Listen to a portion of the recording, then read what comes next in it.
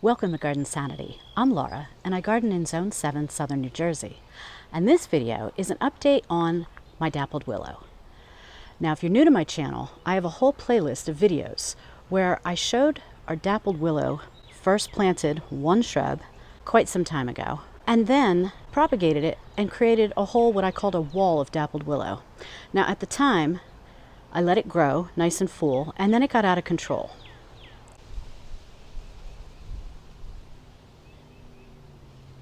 So we coppiced them all down to the ground, as you see here. And then they grew back. So this is an update. If you've watched those other videos, it's an update for you. If you're new to my channel, I will link to all those videos in the playlist at the end of this video. So here's what they look like today in 2024. It's been 3 years since these were coppiced down to the ground. And there are a couple different things down at that end, which I'll get to in a minute. The white vinyl fence is 6 feet high. So you can see in many cases, this is nicely over 6 feet now. Let me get in here and you can see it a little bit better. I've got the neighbor's river birch tree coming down a little bit. I gotta trim that back. But this is getting to be a nice height again. And what's really good is I'm trying to be much more conscious of making sure that the main trunks, the main stems from the ground, stay relatively vase-shaped. What had happened in the past is some of the trunks went almost horizontal. And I'll put some footage on the screen so you see what it looked like.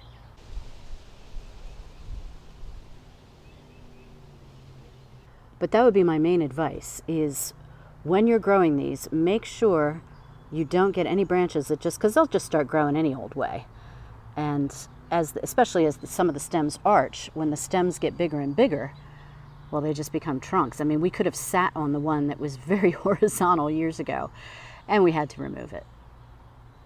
Now, this Dappled Willow, and all of them actually, are past their pink phase, and I just wasn't able to get out here and film that. But you do see, let's zoom in here. You do see some remnants of some of the pink. So there is still some lingering on. And right here. But not much. What you also will see is a couple little, here for example, you see a little bit of brown on the edges. And I've mentioned this before. This will happen, especially when you have variegated foliage. When the sun gets really hot, it will tend to burn some of the ends, fry them a little bit. That's not a big deal. It definitely means your shrub wants a little more water. And those brown tips will just kind of come off on their own. So yes, we had some brown tips because we had some hot weather.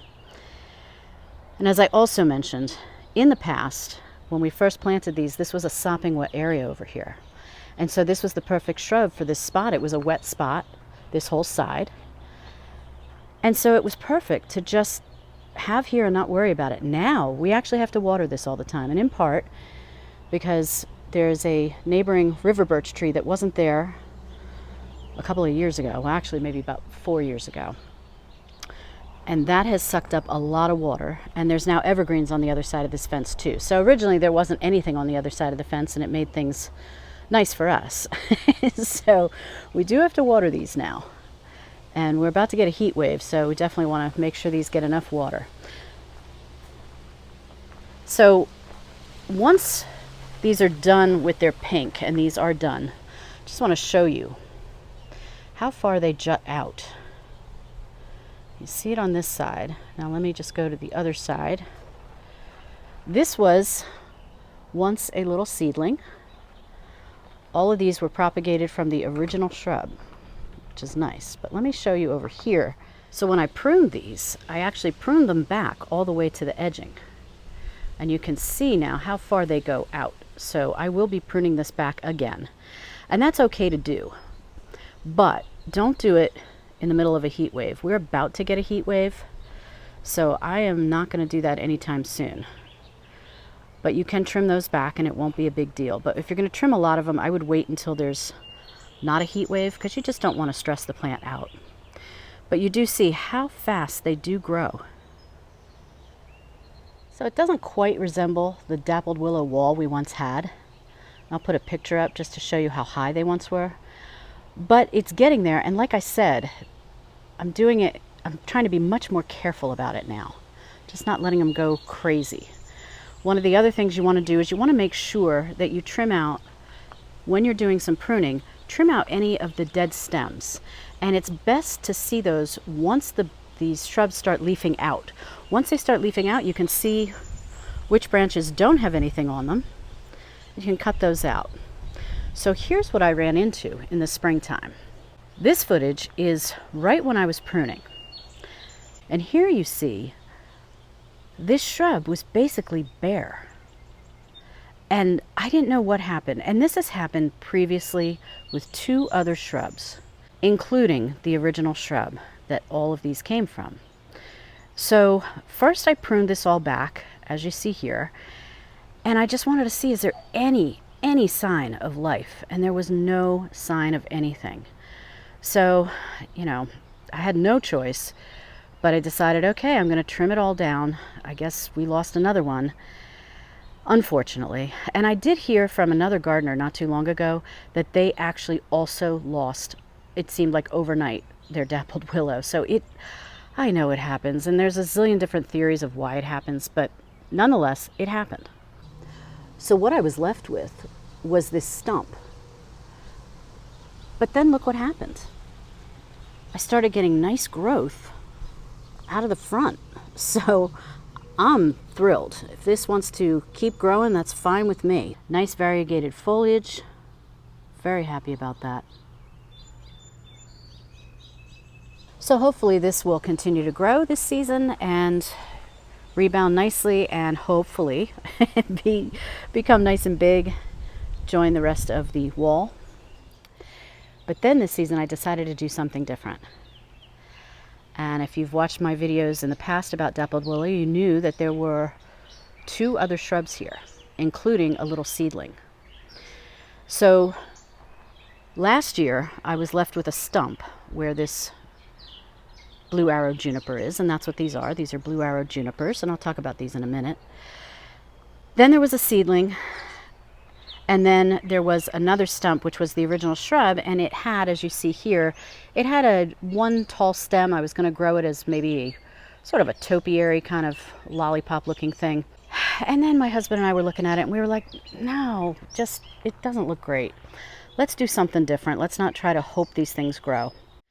So we decided we wanted evergreen color here, but what I liked, because we already have so much literal evergreen color in this backyard, and green color, especially with our magnolia jane tree right here, which, by the way, robins are making a nest in as we speak.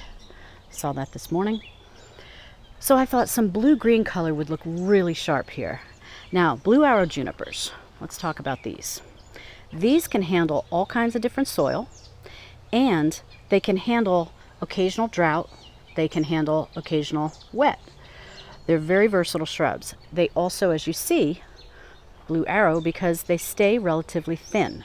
So because they're thin, at the most, they're going to grow 2 to 3 feet wide.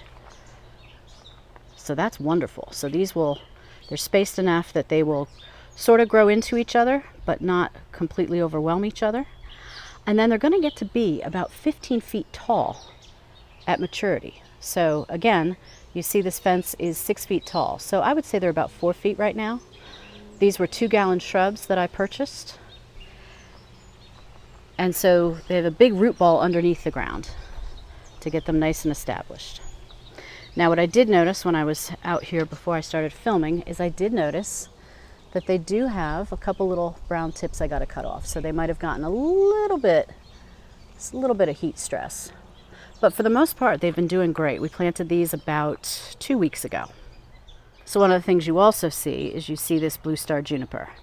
And this was something I purchased so that I could put in this area, because now I can kind of fill it in maybe with some other evergreens in front of it over time, or some other perennials. Not this season. But one of the reasons I wanted to show you the blue star juniper there is because why I'm going to put it there is it's going to mirror. By the way, this is the drought tolerant bed I've been talking about, and I'm finally ready to show you it, but that'll be the next video. I'll give you an in-depth tour of all the plants. But 2 blue star junipers are in this bed to provide evergreen color year round. And then what'll be nice is you've got these 2, and then you'll have one over here and some other evergreens as well. So it'll be some nice evergreen color mixed in the wintertime, while these are deciduous shrubs, the dappled willow, and the newer stems will always have a nice red color. Sometimes more burgundy, depends how new the stems are. So that's going to look really nice once this all matures and fills in. Now, the other great thing, and why I got these Blue Arrow Junipers, is because they can grow between 12 and 18 inches a year. So it won't be long until these are nice and tall. So that's really great. Really great, especially if you don't have a lot of space, but you want some tall evergreens for some, you know, a nice structure to a garden bed. You want some privacy that won't take too long, but you don't want wide trees. These are perfect.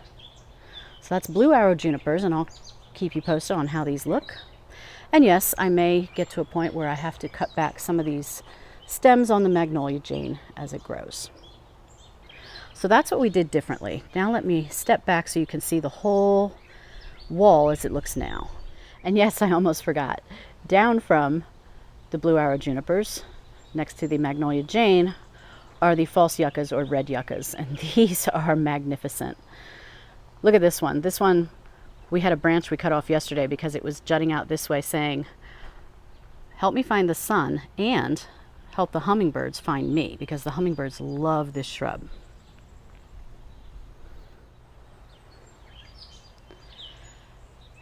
Absolute beautiful. Don't do anything to this except clean leaves out of it, and the occasional weed, like you see a weed popping up there. But it's just beautiful, easy care, one of the best purchases we ever made. Snow doesn't bother it, heat doesn't bother it. It actually prefers drought, so that it works out just fine having them here. So that's that. And then moving up, you got the Blue Arrow Junipers, and then the rest of the wall of Dappled Willow, with that little Dappled Willow that's rebounding. And by the way, I did save the seedling that was planted over where the Blue Arrow Junipers are, and so I'm saving that to either keep potted, plant in a different spot, or if I need to someday, may have to fill it back in over here. Who knows? But one thing too to show you, let's look at this seedling here. It's doing quite nicely. I mean, that's just doing great. And again, here's a picture of what it first looked like when I planted it. And yeah, I need to do some weeding. I think I might as well just say that in every video, right? I think I need to do some weeding. I mean, my goodness, weeding is never done.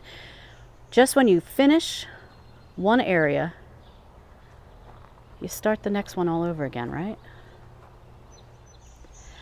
And now that we've got this drought tolerant bed here, it's going to make everything even more beautiful. And again, that's my next video, so stay tuned. It's going to be a doozy.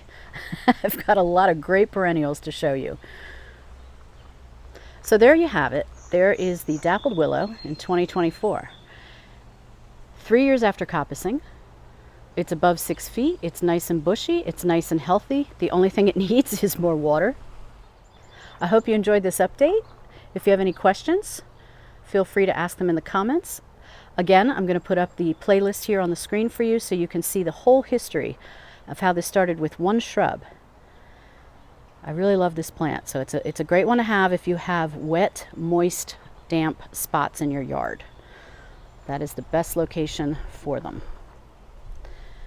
And until next time, happy gardening.